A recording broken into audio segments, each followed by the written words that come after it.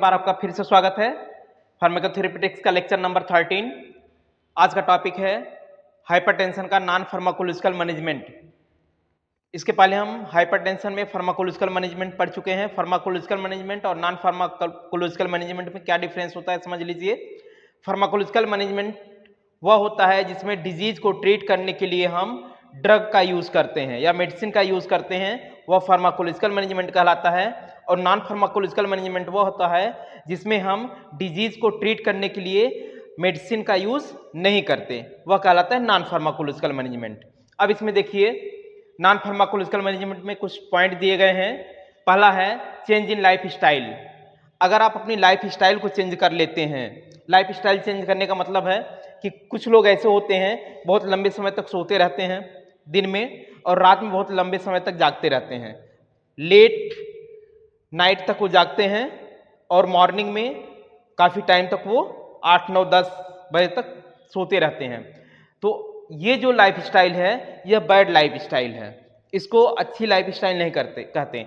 अब अपनी life style को चेंज करेंगे, ठीक है। मॉर्निंग में उठें, मॉर्निंग वॉक करें, ठीक, फ्रेश एयर इनटेक करें।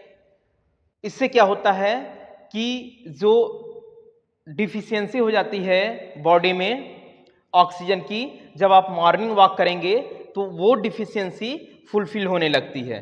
फ्रेश एयर मिलता है, ऑक्सीजन मिलता है, आप वॉक करते हैं तो जो बॉडी है वो भी मूव करेगा और बॉडी मूव करेगा तो बॉडी का हर एक सेल वर्क करता है। नेक्स्ट पॉइंट है take vegetarian food and fruit.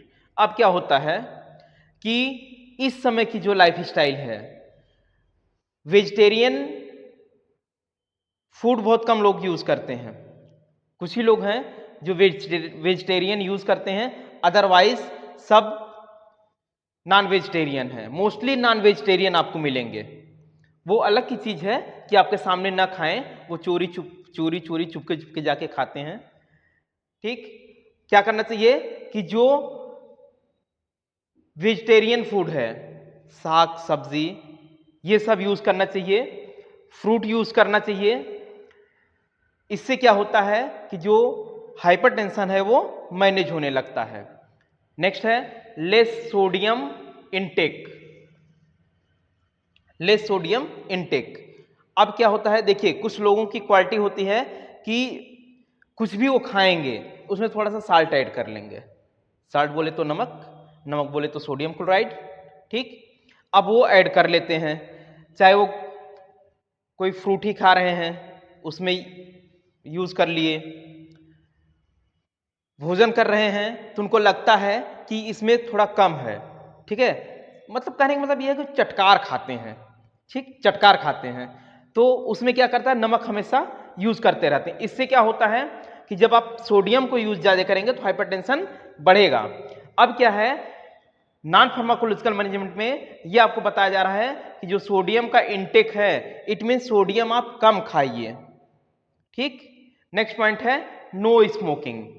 आज का जमाना ही ऐसा है कि नो स्मोकिंग, आप कहते रहिए नो स्मोकिंग, उधर इधर बोलिए नो स्मोकिंग, इधर स्मोकिंग चालू है। कहीं भी जाएंगे जो यंगस्टर हैं, यंग लोग जो हैं, भाई बुजुर्गों की बात छोड़िए, जो यंग हैं नई पीढ़ी जो आ रही है देखिए कितना ज्यादा धूम्रपान करते हैं। कहीं पर भी देखे तो सिगरेट सुलगा के पीते रहते हैं। कुछ लोग हैं हुक्का बार जाते हैं, स्मोक निकलता है, वो स्मोक क्या करेगा अंदर जाएगा, हाइपरटेंशन को बढ़ाने का काम करता है। इसलिए अगर हाइपरटेंशन को मैनेज करना है तो स्मोकिंग छोड़ना होगा। नेक्स्ट है नो अल्कोहल कंजप्शन। आज की जितनी भी यंग पीढ़ी है, यंग एज वाले जितने हैं, किसी भी रूप में वो लेते हैं, जैसे कुछ लोग कहेंगे बियर तो नुकसान नहीं करता, बियर पीना चाहिए, अल्कोहल ही है ना। अल्कोहल का कंजप्शन कम करना चाहिए। अगर आप अल्कोहल का कंजप्शन ज़्यादा करेंगे तो आपका जो बॉडी है वो फैटी होगा और जब फैटी होगा तो हाइपरटेंशन होगा, हाइपरटेंशन होगा। इसलिए अगर हाइपरटेंशन को कंट्रोल करना है तो आपको अल्कोहल को अलविदा कहना है, ठीक। नेक्स्ट पॉइंट है चेक बीपी रेगुलरली। आप डेली बेसिस पे रेगुलर 1-2 दिन का डिफरेंस दे करके, अगर रेगुलर नहीं हो पा रहा है तो 1-2 दिन का डिफरेंस करके आप बीपी को हमेशा चेक कराते रहिए कि आपकी बीपी कितना है। इस तरह से अगर बीपी ज़्यादा है तो सोडियम को जो सोडियम का इनटेक कर रहे हैं उसको स्लो कर दीजिए। ठीक, वेजिटेरियन फूड लीजिए, कुछ ऐसे फ्रूट लीजिए जो सोडियम आयन को डिक्रीज करने का काम करे। ठीक, नेक्स्ट आपका है regular exercise in daily routine. अपने रूटीन में आप एक्सरसाइज को इंक्लूड करिए। जैसे आप सांस लेने के लिए ऑक्सीजन नेसेसरी होता है, उसी तरह से आप अपने लाइफ स्टाइल में या अपने डेली के रूटीन में एक्सरसाइज को इंक्लूड करिए, जिससे आपका डेली रूटीन जो भी है, उठना, ब्रश करना, फ्रेश होना वगैरह वगैरह, ठीक, उसी तरह से आप एक्सरसाइज को अपने डेली रूटीन में इंक्लूड करिए। इस तरह से अगर आप अपने डेली लाइफ में एक्सरसाइज को इंक्लूड करते हैं तो हाइपरटेंशन मैनेज होगा। नेक्स्ट पॉइंट देखिए आप, क्लिनिकल मैनिफेस्टेशन। इसी क्लिनिकल मैनिफेस्टेशन कहिए इसको, या साइन कहिए, या तो सिम्टम कहिए। ठीक, चाहे क्लिनिकल मैनिफेस्टेशन कहिए, चाहे साइन कहिए या सिम्टम कहिए। किसका? डिजीज का। क्या क्लिनिकल मैनिफेस्टेशन होता है, क्या साइन सिम्टम आते हैं। ठीक, अब देखिए क्लिनिकल मैनिफेस्टेशन में क्या होता है, मॉर्निंग हेडेक। मॉर्निंग हेडेक बोले तो जैसे ही आप सो के उठेंगे आपके सर में दर्द होगा, उसको बोलते हैं मॉर्निंग हेडेक।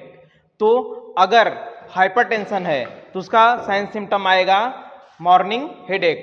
ठीक है, साइन के या तो क्लिनिकल मैनिफेस्टेशन का या तो साइन के तो सिम्टम, तीनों बात एक ही है।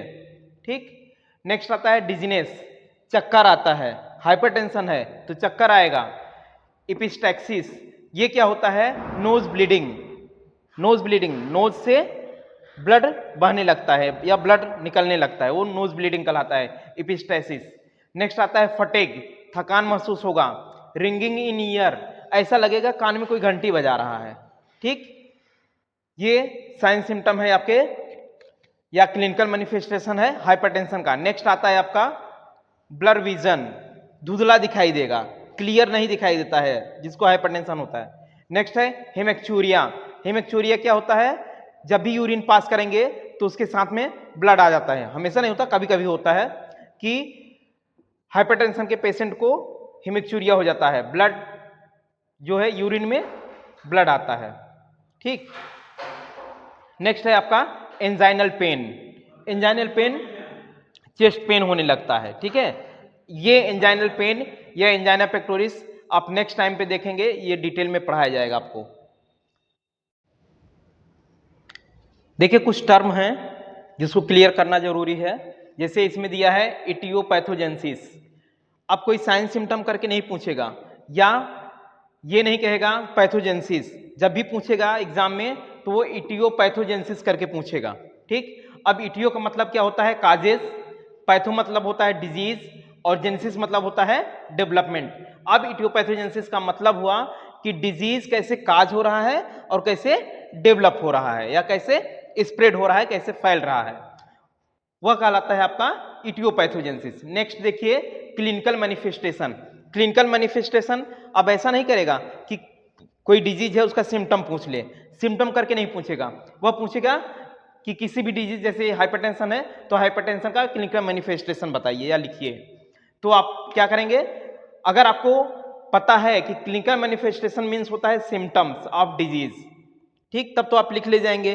अगर आपको नहीं पता है कि क्लिनिकल मैनिफेस्टेशन का मतलब सिम्टम्स होता है, डिजीज का सिम्टम बताना होता है, पता है तो बता ले जाएंगे, नहीं पता है तो आप वहीं पे नहीं लिख पाएंगे, आते हुए भी आप नहीं लिख पाएंगे। नेक्स्ट आपका आता है non pharmacological management. Non pharmacological management क्या होता है, जिसमें ड्रग का यूज नहीं किया जाता। ठीक, डिजीज को ट्रीट करने के लिए ड्रग का यूज नहीं किया जाता, वो नॉन फार्माकोलॉजिकल मैनेजमेंट होता है। और नेक्स्ट आता है फार्माकोलॉजिकल मैनेजमेंट। इसमें क्या होता है, ड्रग का यूज किया जाता है, कब, डिजीज को ट्रीट करने के लिए ड्रग का यूज किया जाता है। अब देखिए इस तरह से आता है डायग्नोसिस। डायग्नोसिस क्या होता है, जैसे आप हाइपरटेंशन पढ़ रहे हैं तो हाइपरटेंशन की डायग्नोसिस हमें करना हो, कैसे हम पहचानेंगे हाइपरटेंशन है, तो पहला काम क्या है, मेजरिंग बीपी, ब्लड प्रेशर को मेजर करेंगे। सिस्टोलिक डायस्टोलिक से आप डिफाइन कर सकते हैं कि हाइपरटेंशन है या हाइपोटेंशन है, जो भी है। नेक्स्ट आता है यूरिन टेस्ट। यूरिन टेस्ट के थ्रू भी आप हाइपरटेंशन को मेजर कर सकते हैं। ब्लड टेस्ट, हाइपरटेंशन की डायग्नोसिस करने के लिए आपको क्या करना होगा, ब्लड टेस्ट कराना होगा। नेक्स्ट आता है हिस्ट्री कंडीशन। अब हिस्ट्री कंडीशन में क्या आता है वो देखेंगे कि आपके फैमिली में किसी को हाइपरटेंशन की डिजीज तो पहले नहीं थी, ठीक, फैमिली हो गया या तो आप दोनों साइड का लेते हैं, मदर के साइड का और फादर के साइड का, दोनों तरफ के फैमिली हिस्ट्री कलेक्ट करने का काम करते हैं, वो आता है हिस्ट्री कंडीशन। और नेक्स्ट आता है फिजिकल एग्जामिनेशन। फिजिकली आप देख करके, ठीक, या अगर चिड़चिड़ापन हो रहा है, ज़्यादा स्वेटिंग हो रहा है, ठीक, उस तरह से आप देख करके आप समझ जाएंगे कि हाँ इनको जो है हाइपरटेंशन है। इस तरह से हाइपरटेंशन का ये टॉपिक फिनिश हुआ। नेक्स्ट टॉपिक में हम मिलेंगे नए टॉपिक के साथ, एंजाइना पेक्टोरिस। तब तक के लिए एंजॉय करिए। Thank you.